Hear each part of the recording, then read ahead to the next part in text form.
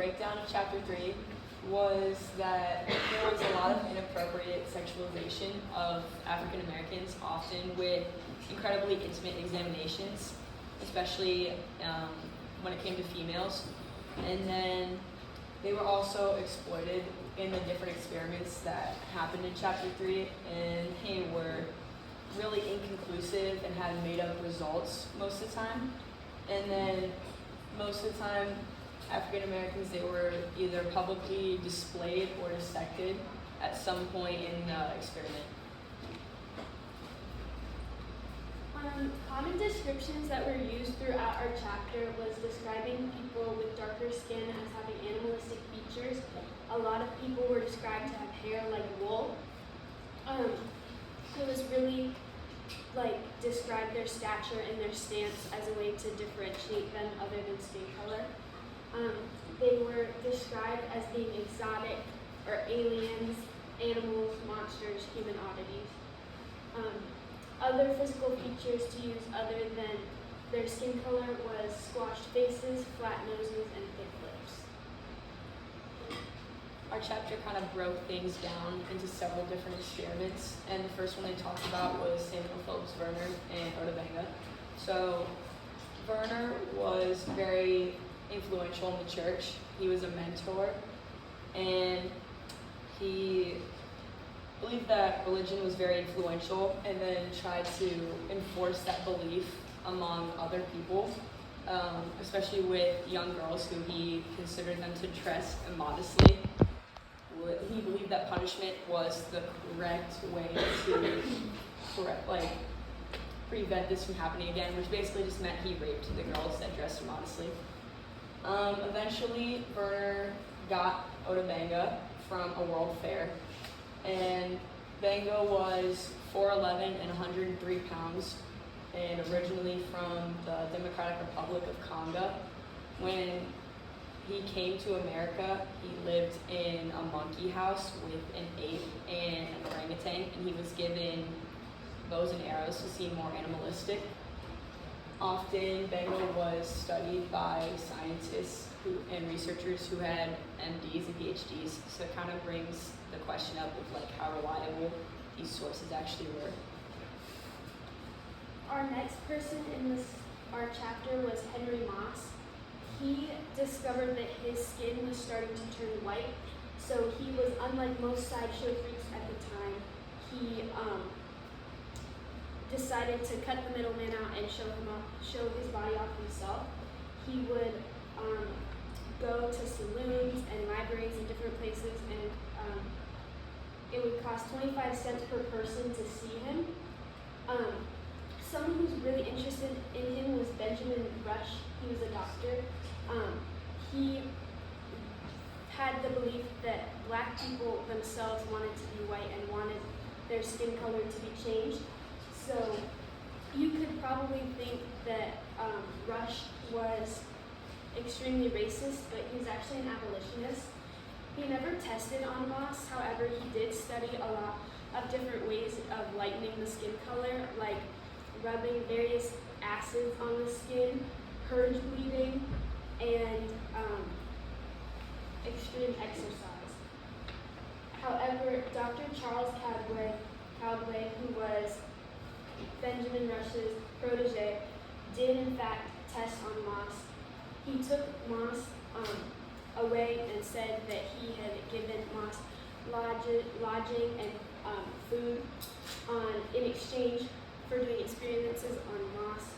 And Caldwell used excessive exercise, really tested that, and he declared that only dissection can really find the difference between those with darker skin tones and those with lighter skin tones. The next experiment talked about was between Dr. William Dunlop and Sarkay Bartman. Originally, Bartman had been sold to Dunlop, and after being sold, Bartman was promised that she'd be able to make a profit off of selling herself into medical research. She became an object of medical curiosity and lust, which basically just means that she was highly sexualized, and her examinations and portions of the experiment were really intimate. Often they included rape to the point where she couldn't differentiate between being raped and being examined for the experiment. She's also referred to as a Hatanat, which is just a made-up term created by white people to kind of categorize the Khoi people, which is what Bartman was. It was extremely misused though, and then just became a description of basically anybody who fit the characteristics of the Khoi people.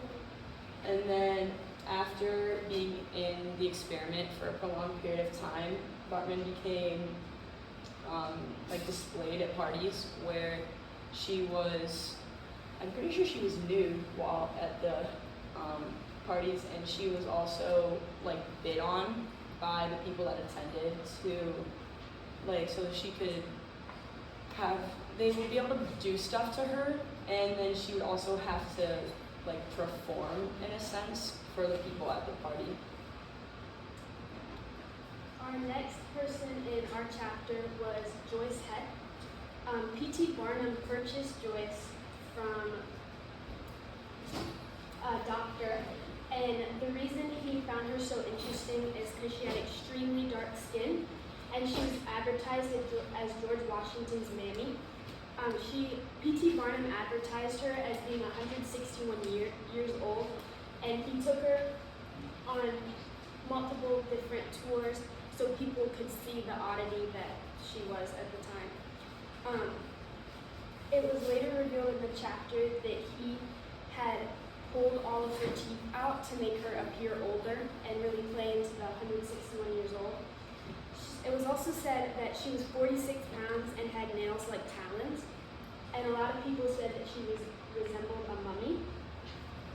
As she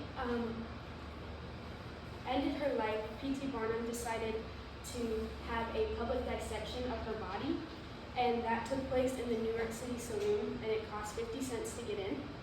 They had an autopsy on her, and it was revealed that she was no more than 80 years old, so P.T. Barnum responded with saying that that woman that was dissected was not actually Heck.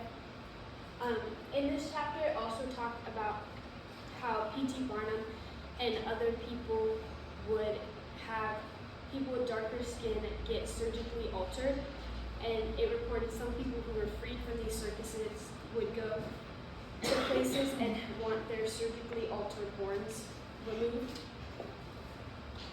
Our chapter really talked about what it meant to be a white Negro towards the end, and a white Negro is just somebody who suffers from albinism. They are described on page 95 as perfect miniatures of a Negro, basically having the same characteristics that they classified Negroes to have, such as the wool or the stature.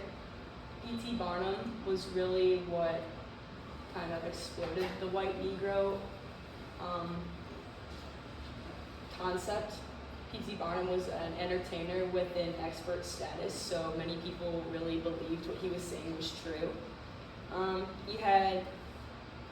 He believed that intellectual examinations were one of the ways to be able to examine the blacks, and he held over 1,000 of them. The white Negroes were also referred to as Mongol Negroes, which is just basically calling them a mutt, which is incredibly offensive.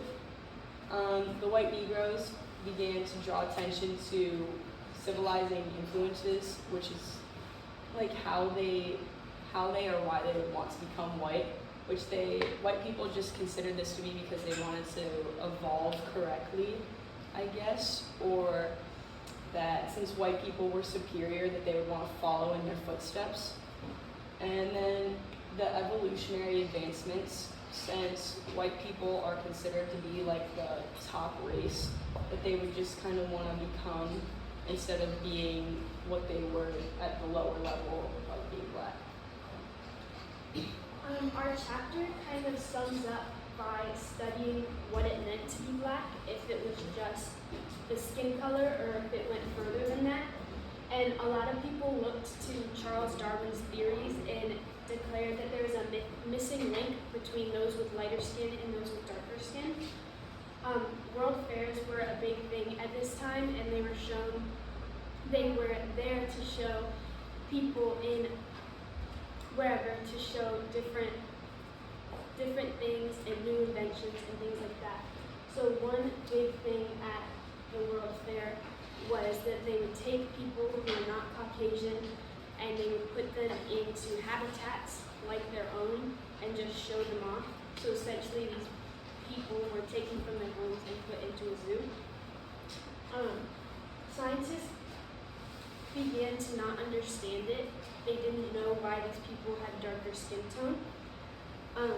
And it was declared that the darker skin you had, the lower you were on the scale of race or on even species.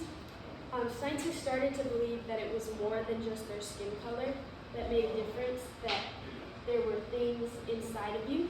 So intelligence tests became popular, and that even stayed until African Americans gained the right to vote, where they had the right to vote, but they still had to go through really hard intelligence tests. And a lot of this came from just scientists and people of the world wanting to understand the nature of race. Then our discussion question is, how does the portrayal and exploitation of the slideshow performers reflect the bias many people will have during this time? That's it. Does anybody have any questions or anything they want to discuss? Thank you.